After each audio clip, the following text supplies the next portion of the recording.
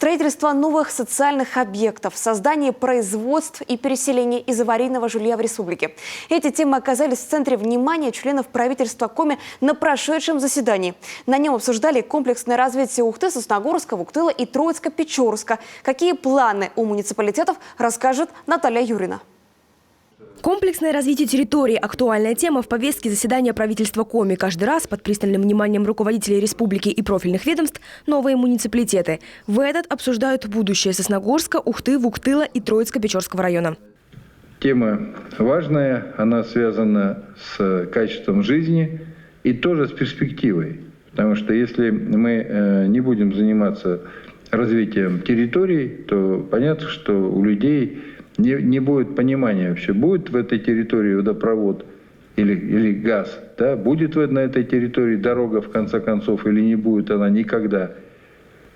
И это очень важно. Народный бюджет и формирование комфортной городской среды, программы катализатора, изменяющие облик районов и городов, ремонтируют дороги, приводят в порядок общественные места, открывают новые объекты. Представители местных администраций на заседании правительства рассказывают о развитии территории друг за другом. Выслушав доклады, глава Коми Владимир Уйба задает вопросы по проблемным объектам. Как идет строительство станции водоочистки и создание системы управления комплексом водоснабжения на реке Пожня-Ель. На 16 мая намечено следующий ВКС с участием авторского надзора, посвященное заменам импортного оборудования, попадающего под ограничения на российское либо дружественных стран.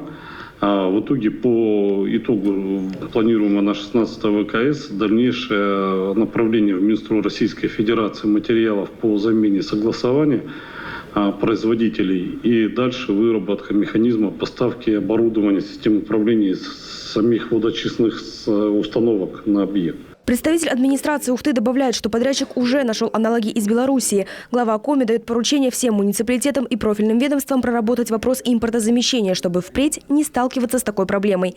В Сосногорске работают над созданием новых производств. Ранее по поручению Владимира Уйба местная администрация представила план по открытию 6 производств. Самый на сегодняшний момент актуальный проект, это где мы уже вышли на стадию переговоров с потенциальным инвестором, это строительство асфальтобетонного завода в районе поселка Ираель силами предпринимателя.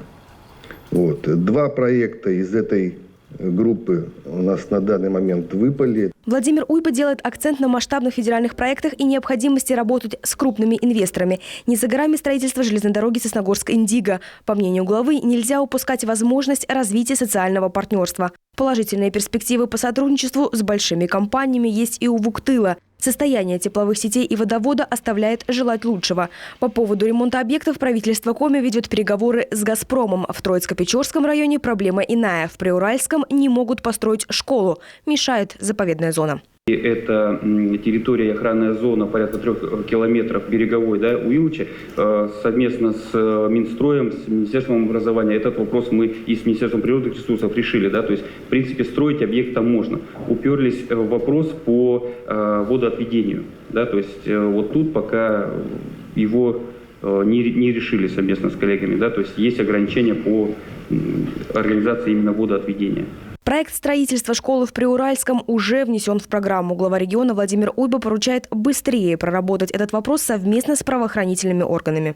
Там без малого 500 человек живет, школа большая, детей там у нас больше 100 человек. Ну что это такое? Мы сейчас, Николай Антонович, что будем делать-то? Давайте включаться всем миром. Тема переселения проходит красной нитью на протяжении всего заседания. Глава Коми призвал усилить работу в этом направлении. Также зампред правительства республики Эльмира Ахмеева напомнила, что сейчас идет голосование по проекту формирования комфортной городской среды. В него необходимо активно включаться, иначе благоустройство ряда проектов будет под вопросом. Сделать свой выбор за ту или иную территорию можно на сайте 11.городсреда.ру через приложение госуслуги или с помощью волонтеров. Наталья Юрина, Олег Юшков, телеканал Юрган.